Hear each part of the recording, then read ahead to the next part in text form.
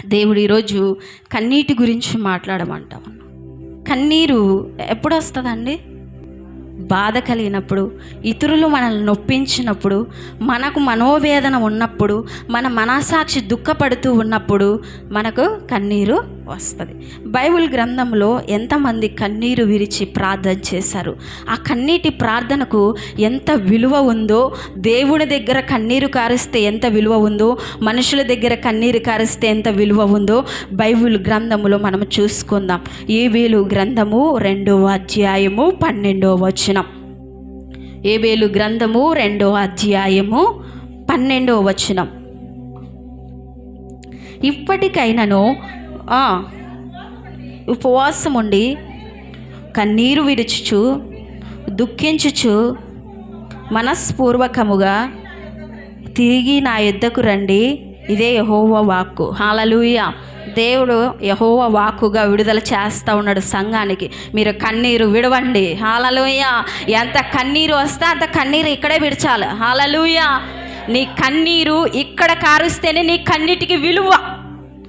మనుషుల దగ్గర కారుస్తే ఆ కన్నీటికి విలువ లేదు లేదు లేదు, చులకన అయిపోతావు. హల్లెలూయా. దేవుని సన్నిధిలో నువ్వు ఎంత కన్నీరు కారుస్తూ ప్రార్థన చేస్తే దేవుని దృష్టిలో నీకు అంత విలువ పెరుగుతూ ఉంటుంది, అంత ఘనతను దేవుడు నీకు ఇస్తాడు. నువ్వు ఎంతైతే నువ్వు కుంగిపోతావు, దేవుని సన్నిధిలో ప్రార్థన చేస్తూ ఉంటావో దేవుడు నిన్ను అంచెలంచెలుగా ఆశీర్వదించడానికి మొదలు పెడతాడు. హల్లెలూయా. యోబేలు గ్రంథంలో తెగులు వచ్చిందని మనకందరికీ బాగా తెలుసు. గొంగళి పురుగులు, పసర పురుగులు పంటను తినివేసాయి. కరువు ఉంది, బాధతో ఉన్నారు, వేదనతో ఉన్నారు, ఏమి చేయాలో పనులు కూడా లేవు. అటువంటి పరిస్థితిలో యోబేలు ప్రవక్త వచ్చి ఇశ్రాయేలు ప్రజలకు ప్రవచిస్తూ ఉన్నాడు. ఇప్పుడైనా కన్నీరు విరిచి ప్రార్థన చేయండి. మీకు దుఃఖం కలగలేదా? మీ పరిస్థితిని చూసి, మీ యొక్క పరిస్థితిని చూసి నీకు కన్నీరు రావట్లేదా అని యోబేలు చెబుతూ ఉన్నాడు. ఇదే యెహోవా వాక్కు. ఇప్పుడైనను, ఇప్పటి నుంచి నీకు ఇంతకుముందు నువ్వు కన్నీరు కార్చి ప్రార్థన చేయలేదము, ఇప్పటి నుంచి స్టార్ట్ చేయి కన్నీరు విడిచి ప్రార్థన చేయడము. ఇప్పటి నుంచే దేవుడు నిన్ను ఆశీర్వదించడం మొదలు పెడతాడు. హల్లెలూయా. దేవుడు అంటా ఉన్నాడు, ఇప్పుడైనను నువ్వు కన్నీరు విడుచుచు దుఃఖించుచు ప్రార్థన చేస్తే దేవుడు నిన్ను ఆశీర్వదిస్తాడు. హల్లెలూయా. దేవుడు అంటున్నాడు, ఎల్లప్పుడూ కన్నీరు విడుచుచు ప్రార్థన చేస్తే దేవుడు ఎడతేక నీ పట్ల అపారమైన కృపను కురిపిస్తాడంట. హల్లెలూయా. మన కన్నీటికి ఎక్కడ విలువ అండి? దేవుని మందిరములో, దేవుని సన్నిధిలోనే. ఎవరైనా నిన్ను తిడుతున్నారా?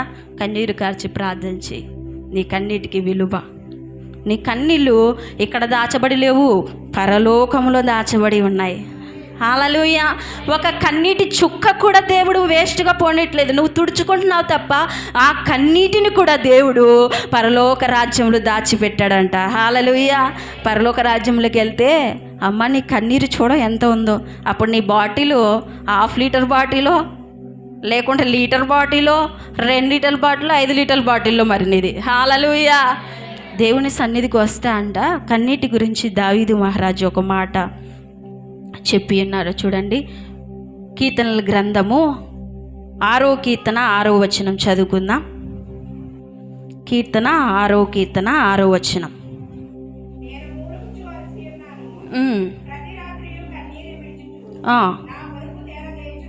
హల్లెలూయా. చాలండి. మన కన్నీటితో పరుపు ఏమవుతుందంట దావీదు మహారాజుది అంటే ఆయన ప్రతిరోజు ఏం చేస్తా ఉన్నాడు? కన్నీరు కారుస్తూ ఉన్నాడు. మనము ప్రార్థనలో కూర్చున్నప్పుడు అండి ఖచ్చితంగా కన్నీరు కార్చాలి. ఎందుకు కన్నీరు కార్చాలో చెప్తాను చూడండి. నువ్వెంత విలువైన వారివో నీకు తెలియట్లేదు. హాస్పిటల్కి వెళ్తే గర్భసంచి లేని వాళ్ళకి తెలుస్తుంది. నీకు గర్భం ఇచ్చి పిల్లోళ్ళనిచ్చి మంచి కుటుంబాన్ని దేవుడు ఏర్పాటు చేశాడు. నువ్వెంత విలువైన దానివి. దేవుడు మనకు 2 కిడ్నీలు ఇచ్చాడు నడవడానికి. కిడ్నీలు కుళ్ళిపోయిన వాళ్ళు ఉన్నారు. నువ్వెంత విలువైన దానివి. కిడ్నీలు ప్లాస్టిక్ సర్జరీ చేసుకోవడానికి ఎన్ని లక్షలు ఖర్చు అవుతుందో తెలుసా? కానీ దేవుడు నువ్వు ముసల్దానమైనా పడుచుదానమైన నీ కిడ్నీలు ఇంతవరకు బాగా పనిచేస్తున్నాయంటే అది కేవలం ఎవరి కృప? దేవుని కృప. దాన్ని బట్టి కన్నీరు కార్చాలి. హాస్పిటల్కి వెళ్తే ఎంతోమంది కళ్ళు సరిగా కనిపించక ఏడుస్తూ ఉన్నారు, చిన్న పిల్లలే. కానీ నువ్వు ఈ వయసుకు వచ్చినా కానీ కళ్ళు కనిపిస్తూ ఉన్నాయి. ఎవరి కృప? అదే కళ్ళు కనిపించకుండా నువ్వు ఏదైనా పని చేసుకోగలవా? నువ్వు అన్ని అవయవాలను సక్రమంగా నిర్మించి చేతులు కాళ్ళు కోల్పోయిన వాళ్ళు ఉన్నారండి. దేవుడిచ్చిన చెయ్యి కోల్పోయి మళ్ళీ ప్లాస్టిక్ చెయ్యి పెట్టుకున్నా ముందు చెయ్యి పని చేసినంతగా ప్లాస్టిక్ చెయ్యి పని చేయట్లేదు, కృత్రిమంగా తయారు చేసి. నువ్వు ఎంత విలువైన దానవి. చేతులు ప్రతిరోజు దేవుడు నీకు బలముగా పనిచేయడానికి దేవుడు 2 చేతులు ఇచ్చాడు, 2 కాళ్ళను ఇచ్చాడు, నిన్ను కాపాడుతూ ఉన్నాడు. అందును బట్టి నువ్వు కన్నీరు విడవాలి. వాళ్ళని చూసినప్పుడు యాక్సిడెంట్ 2 కాళ్ళు పోయాయి అని చెప్తే అయ్యో అంటావు. అదే పరిస్థితి నీకు రాకుండా చేశాడు దేవుడు. కన్నీరు కారుస్తూ ఉన్నావా? కొన్ని పరిస్థితులను, కొన్ని అనుభవాలను దేవుడు మనకు చూపిస్తున్నప్పుడు కూడా నీకు పశ్చాత్తాపం కానీ, దుఃఖము కానీ, కన్నీరు కార్చే అనుభవం కానీ దేవుని సన్నిధిలో రావట్లేదు. అలాంటి అనుభవము మనము నేర్చుకోవాలి.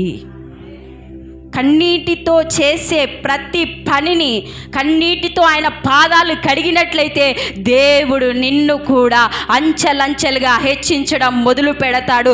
దేవుడు కూడా తన తైలాభిషేకముతో నిన్ను నింపి ఎక్కడికి వెళ్ళినా నువ్వు కన్నీటితో పాదాలు కడుగుతూ ఉన్నప్పుడు ఆయన అభిషేకము కూడా అదే విధముగా పనిచేస్తా వస్తుంది.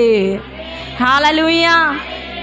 ఇంతగా కన్నీటితో ప్రార్థన చేస్తే ప్రయోజనాలు ఏంటి అని మనం అనుకుంటే, దేవుని వాక్యం సెలవిస్తూ ఉంది. కన్నీటితో ప్రార్థన చేసిన ఒక దైవజనుడు ఉన్నాడండి, ఎప్పుడు కన్నీరే. ఆయనే ఇర్మియా. చూద్దామా ఒక వాక్యము? ఇర్మియా గ్రంథము 9వ అధ్యాయం 1వ వచనం చదువుకుందాం.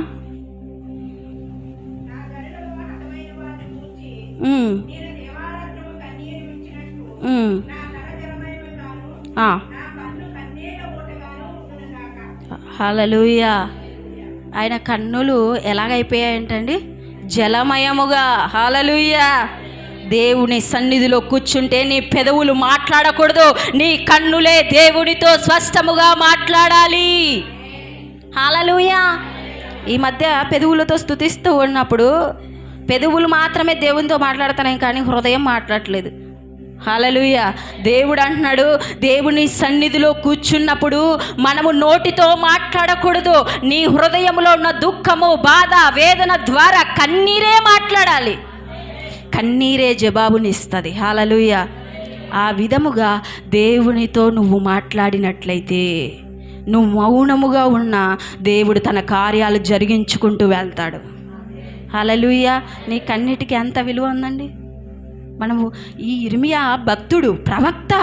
ఆయన అంట కన్నీరు కారుస్తూనే ఉంటాడంట. ఎప్పుడు ప్రార్థనలో వంగితే కన్నీళ్ళు వస్తాయి.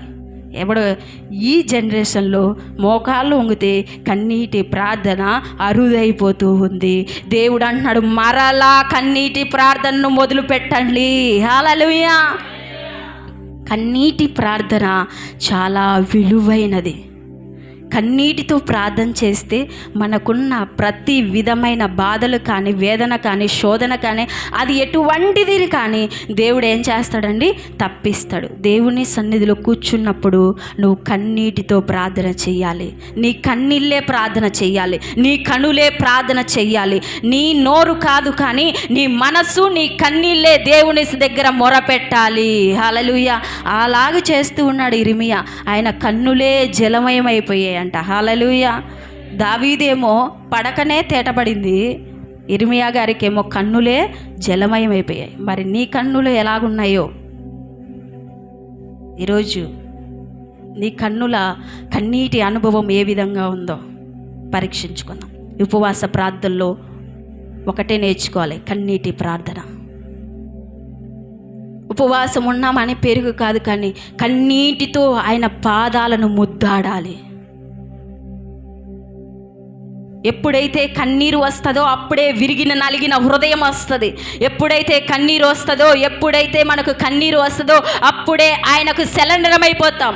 ఎప్పుడైతే కన్నీరు వస్తుందో అప్పుడే ఆయనకు లొంగిపోతాము. ఎప్పుడైతే మనకు కన్నీరు వస్తుందో అప్పుడే దేవుని ఆత్మ మనల్ని కమ్ముకుంటుంది. ఎప్పుడైతే కన్నీరు విడుస్తామో దేవుని శక్తి చేత అన్య భాషలతో మాట్లాడటము నువ్వు మొదలు పెడతావు. కన్నీటి ద్వారా చెయ్యలేనిది ఏదీ లేదు. హల్లెలూయా. కొన్ని పనులు ఆగిపోయాయి అంటే నీలో కన్నీరు కార్చట్లేదు. దేవుని దగ్గరికి వెళ్ళి పిల్లలు చూడండి, ఏది కావాలో ఎలాగ మాట్లాడాలంటే అలాగ మాట్లాడతారు. ఏదైనా చిన్న వస్తువు కావాలంటే మమ్మీ ఇది కావాలి, అదే పెద్దది కావాలంటే ఏడ్చి మొండిగా కూర్చొని నీ దగ్గర నుంచి పొందుకొని వెళ్తారు. నువ్వేం నేర్చుకున్నావు వాళ్ళ నుంచి? నువ్వు కూడా నీ పరమ దగ్గర తండ్రి అయిన దేవుని దగ్గర నుంచి ఏడ్చి కన్నీరు కార్చి మొండిగా కూర్చొని నువ్వు కూడా పొందుకొని వెళ్ళాలి. హల్లెలూయా.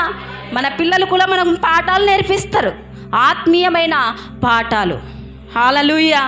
పిల్లలు ఏ విషయంలో ఎలాగ మాట్లాడాలో వాళ్ళకి తెలుసు. ఏ విషయంలో మమ్మీ దగ్గర మాట్లాడితే మనకి ఇస్తుందో తెలుసు. నువ్వు కూడా నీ పరమ తండ్రిని ఏ విధంగా అడిగితే ఇస్తాడో ఆ విషయాన్ని నువ్వు తెలుసుకోవాలి. బైబిల్ చదవాలి, ధ్యానించాలి, దేవుని దగ్గర కన్నీటితో ప్రార్థన చేసి ఆ వరమును, ఆ ప్రత్యక్షతను, ఆ జ్ఞానాన్ని మనం పొందుకోవాలి. అప్పుడే దేవుడు మనల్ని హెచ్చించడం మొదలు పెడతాడు. కన్నీటికి చాలా విలువ. ఈ లోకంలో విలువ లేదు, కానీ దేవుడి దగ్గర విలువ. హల్లెలూయా. దేవుడు ఇలాగా కన్నీటితో చూడండి. ఇర్మియా ఒక మాట రాసించున్నాడు. విలాప వాక్యములు 3వ అధ్యాయము 48వ వచనం చదువుకుందాం.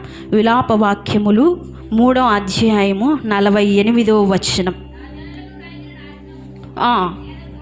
నేను చూడగా నా కన్నీరు ఒక చోటేమో జలమయం అయిపోయింది, ఒక చోటేమో ఏరై పారుతుంది. ఈరోజు మనము ఏడుస్తూ ఉన్నామా? దేవుడు కూడా చాలాసార్లు చెప్పాడండి, నా కోసం ఏడవకండి, మీకోసము మీ పిల్లల కోసము ఏడవండి. ఇక్కడ యోవేలు గ్రంథంలో 2వ అధ్యాయం 12వ వచనంలో కూడా యోవేలు ప్రవక్త అంటున్నాడు, ఇప్పుడైనను కన్నీరు విడిచి ప్రార్థన చేయండి అమ్మా, మీరు కన్నీరు విడిచి ప్రార్థన చేయట్లేదు. హల్లెలూయా. ఎప్పుడైతే కన్నీరు విడిచి ప్రార్థన చేస్తారో ఖచ్చితంగా కార్యాలను చూస్తాము. చూడండి, సుంకరి పరిసయ్యుడు ఇద్దరు కూడా దేవాలయానికి వస్తూ ఉన్నారు. ఇద్దరు వస్తున్నారు. లూకాసు వార్త 18వ అధ్యాయం 9వ వచనం నుంచి 14వ వచనం వరకు ఈ ఉపమానం ఇలాగ రాయబడి ఉంటుంది. ఏమని అంటే, పరిసయ్యుడును సుంకరి ఇద్దరు కూడా దేవాలయానికి వస్తూ ఉన్నారు. పరిసయ్యుడు మనసు ప్రార్థన చేయట్లేదు. కొందరు ఇలాగ వస్తారండి, ఖచ్చితంగా ప్రార్థనకు వచ్చేవాళ్ళు ఈ 2 కేటగిరీలు ఉంటారు. ఈ 2 మనస్తత్వాలు కలిగిన వాళ్ళు ఉంటారు. చూడండి, పరిసయ్యుడు వస్తూ ఉన్నాడంట, పెదవులతో ప్రార్థించలేదంట, తనలో తాను అనుకుంటా ఉన్నాడంట. హల్లెలూయా. కొందరు మేము అడగకముందే దేవుడికి తెలుసులే అండి, అడగాల్సిన అవసరం లేదు అంటారు. ప్రార్థన చేయరు, మనసులో ప్రార్థన చేయండి అమ్మంటే మనసులో చేసుకుంటున్నానులేండి. హల్లెలూయా. పరిచయలాగా నేను మనసులో చేసుకుంటున్నానులేండి, దేవుడికి తెలుసులేండి మా అవసరతలు ఏంటో. ఆయన ఆల్రెడీ మెట్లెక్కుతున్నప్పుడే అనుకుంటున్నాడంట దేవుని సన్నిధిలోకి వచ్చి, నేనేమి ఒకరి దగ్గర నుంచి దోచుకోలేదు, నేనేమి అన్యాయస్తుడిని కాదు. సుంకరి ఎవరండి ఇంతకీ? ఈ సుంకరి ఎవరు? సుంకర్లు అంటేనే పాపులు. ఈ సుంకర్లు ఇతరుల దగ్గర నుంచి పన్నులు వసూలు చేసేవాళ్ళు. ఆ కాలములో ఇతరుల దగ్గర నుంచి పన్ను కంటే ఎక్కువగా వడ్డీ వసూలు చేసేవారు, అన్యాయంగా తీసుకునేవారు అనమాట.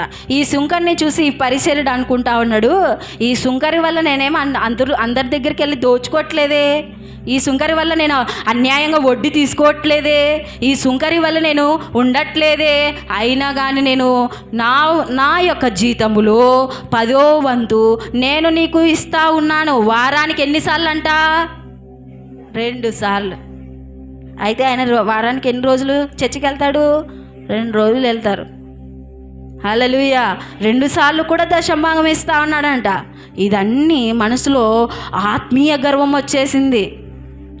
ఎప్పుడు కూడా మనసులో నేను దేవుని కోసం ఇది చేశాను, దేవుని కోసం అది చేశానని ఎప్పుడూ గర్వించకూడదు.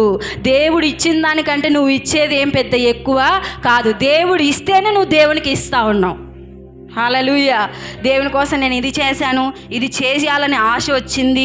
ఎప్పుడు కూడా దేవుని కంటే నువ్వు ఎప్పుడు కూడా ఎక్కువగా ఎంచుకోకూడదు. దేవుని సన్నిధిలో తగ్గించుకొని ప్రార్థన చేయాలి. ఎందుకు ఈ సుంకరిని పరిచయుని ప్రార్థనలు ఉపమాన రీతిలో దేవుడు ఇక్కడ రాసించాడంటే ప్రజలకు అర్థమైన రీతిలో సుంకరులు పాపులని, సుంకరులు ఎన్నికలేని వారని, సుంకరులు లోకం దృష్టిలో నీచులని, సుంకరులు అంటేనే వారిని దూరంగా పెట్టే వాళ్ళని, సుంకరులు అంటేనే ఏ మాత్రం విలువలేని వారని లోకం చూస్తా ఉంది. దేవుడు అన్నాడు సుంకరే ఆకాశం వైపు కన్నులెత్తి, ఆయన ఆకాశం వైపు కన్నులెత్తుటకు కూడా ధైర్యము లేదంట. హల్లెలూయా.